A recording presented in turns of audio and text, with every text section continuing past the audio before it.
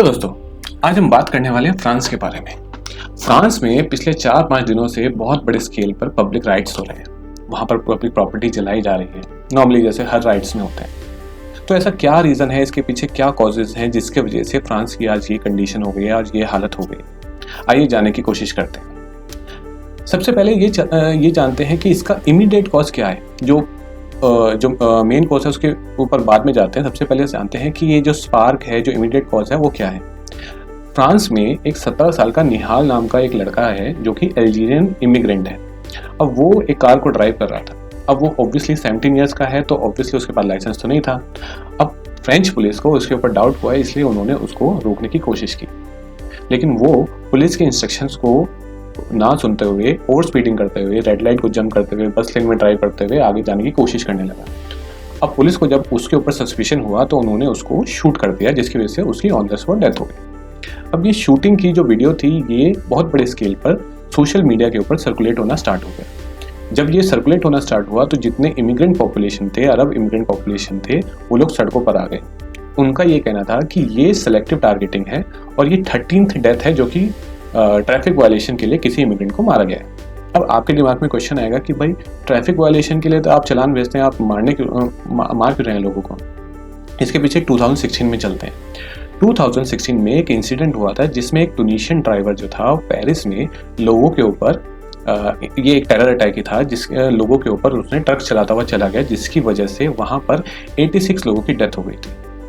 तो पुलिस को उस इंसिडेंट को दिमाग में रखते हुए कोई भी अगर ऐसा कोई ये भी सिमिलर इंसिडेंट हो रहा था, कोई भी अगर कोई ऐसा करने की कोशिश करता है तो उनके दिमाग में ये रहता है कि कहीं ये वैसा ही इंसिडेंट दोबारा रिपीट ना हो जाए जिसमें बहुत सारे लोगों की डेथ हो गई थी। इसलिए वहाँ पर इस चीज़ का जब भी एक्शन होता है तो उसको बहुत सीरियसली लिया जाता है, जिसकी वजह से ये इंसिडेंट भी हुआ है। अब ये बात हो गई हमारे ये हो गया एक इंसिडेंट। अब वहाँ के जो प्रेसिडेंट हैं इमैनुअल मैक्रॉन, वो ऑलरेडी बोल चुके हैं कि जिस भी पुलिस ऑफिसर ने ये किया है उसके साथ उसको पनिशमेंट दी जाएगी, उसके ऊपर लीगल एक्शन लिया जाएगा। अब जब कोई ऐसा इंसिडेंट होता है और वहाँ पर स्टेट से अश्योरेंस मिल रही है तो आपको कोई मतलब नहीं बैठता है कि आप सड़क पर जाकर राइटिंग करें। तो इसका मतलब है कि कहीं ना कहीं कुछ और चीज़ तो ऐसी होगी जिसकी वजह से ये राइट्स इतने बड़े। अब जानने की कोशिश करते हैं कि इसके बैकग्राउंड में क्या चल रहा था जिसकी वजह से ये लोग का जो ट्रस्ट है स्टेट गवर्नमेंट के ऊपर बिल्कुल नहीं रहा। उसका रीज़न है इमिग्रेशन। अब इमिग्रेशन क्या होता है? जब भी हम एक कंट्री से दूसरी कंट्री में जाकर सेटल करते हैं तो हम जो है उस कंट्री के लिए इमिग्रेंट होते हैं। जैसे मैं अगर यूएस में जाकर रहना स्टार्ट करता हूँ, कोई जॉब करना स्टार्ट करता हूँ, तो मैं यूएस के लिए इमिग्रेंट हूँ। नॉर्मली अक्रॉस द वर्ल्ड बहुत बड़े स्केल पर, मतलब पूरे वर्ल्ड में इमिग्रेशन हर वक्त चलता रहता है, पर इससे किसी को कोई बड़ी प्रॉब्लम नहीं होती जब ये ग्रेजुअली होता है। मान लीजिए थोड़े थोड़े स्केल पर हमेशा इमिग्रेशन होता रहता है। वो थोड़े से लोग जाकर दूसरी कंट्री में जाकर वहाँ पर जॉब करते हैं, वहाँ के कल्चर में ढल जाते हैं और अपना वहाँ पर सेटल होकर रहना स्टार्ट कर देते हैं। प्रॉब्लम कब होती है? प्रॉब्लम तब होती है जब यही चीज़ बहुत बड़े स्केल पर होनी स्टार्ट हो जाती है। अब फ्रांस के केस में यही कुछ ऐसे ही कुछ हुआ। वहाँ पर बहुत टाइम से अल्जीरिया, मोरक्को और अदर कंट्रीज से भी इमिग्रेंट्स आते रहते थे। वो लोग वहाँ पर आते थे, रहते थे और अपना सेटल हो जाते थे। अब फ्रांस उन इमिग्रेंट्स को रोकने की कोशिश इसलिए भी नहीं करता था क्योंकि ये जो लोग थे ये लेस डेवलप कंट्रीज हैं। अल्जीरिया, मोरक्को, ये सब अफ्रीकन कंट्रीज जो हैं, ये सब लेस डेवलप कंट्रीज हैं। यहाँ के लोगों की जो सैलरी है वो बहुत कम होती है। अब वो जब फ्रांस में जाते हैं, वहाँ की इंडस्ट्रीज में जब वहाँ पे काम मांगने जाते हैं तो उनको जो कम से कम सैलरी भी ऑफर की जाती है वो उस पर काम करने के लिए रेडी होते हैं, जबकि वहाँ के जो नेटिव फ्रेंच लोग हैं वो चाहते हैं कि हमें ज़्यादा से ज़्यादा सैलरी मिले। तो ये इस वजह से क्या हुआ कि ये लोग जो है धीरे धीरे जो फ्रेंच के लोग हैं उनकी जॉब्स को ईट करना स्टार्ट कर दिया। उनकी जॉब्स जाने लगी और इनको वो जॉब्स मिलने लगी। लेकिन इससे क्या था, इसमें जो इंडस्ट्रियलिस्ट थे वो खुश थे क्योंकि जितनी चीप लेबर होगी उतना ज़्यादा उनका प्रोडक्ट सस्ता बनेगा और जितना प्रोडक्ट सस्ता होगा उतना ज़्यादा उसकी डिमांड होगी और उनका एक्सपोर्ट बढ़ेगा। तो इस वजह से जब माइग्रेंट्स आते रहे तो इमिग्रेंट से जो गवर्नमेंट थी उसको इतनी प्रॉब्लम नहीं। प्रॉब्लम हुई 2010 एंड 12 के बीच में, जहाँ वहाँ पर अरब स्प्रिंग हुआ।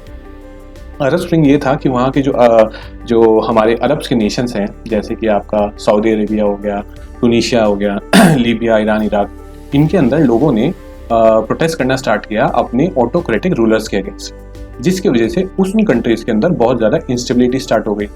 अब इंस्टेबिलिटी होने की वजह से जिस भी कंट्री में इंस्टेबिलिटी आती है वहाँ के लोग उस देश को छोड़कर कहीं और जाना स्टार्ट करते हैं। तो यही रीज़न है कि 2010 के बाद बहुत बड़े स्केल पर लोगों ने फ्रांस के अंदर इमिग्रेशन करना स्टार्ट किया, और वहाँ की गवर्नमेंट ने, क्योंकि उनको लग रहा था कि चीप लेबर हमारे देश में आ रही है, उस चीज़ को रोका भी नहीं।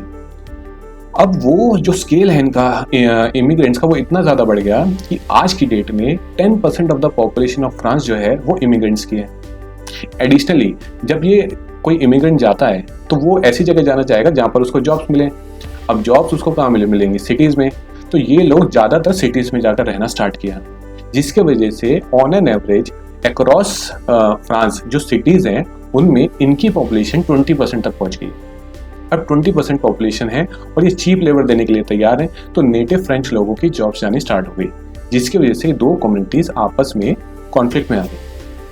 आगे बढ़ते हैं। अब जब इनकी पॉपुलेशन 20% पहुंची तो जो आपकी लिबरल पार्टीज़ है और सोशलिस्ट पार्टीज़ है, उन्होंने इनको देखा ऐसा वोट बैंक। उनको लगा कि ये हमारे वोट बैंक हैं, इस वजह से उन्होंने उनकी आवाज़ उठानी स्टार्ट कर दी। अब जब आप उनकी आवाज़ उठानी, इमिग्रेंट्स की आवाज़ पॉलिटिकल पार्टीज उठानी स्टार्ट कर देंगी, तो उनको एक सेंस ऑफ एम्पावरमेंट लगता है, तो वो फील करते हैं कि हम और ज़्यादा पावरफुल हैं, और उन्होंने अपने राइट्स को असर्ट करना स्टार्ट किया। अब यहाँ तक ठीक था। उसके बाद जो नेक्स्ट प्रॉब्लम हुई वो हुई कल्चरल प्रॉब्लम। कल्चरल में मोर स्पेसिफिकली रिलीजियस प्रॉब्लम।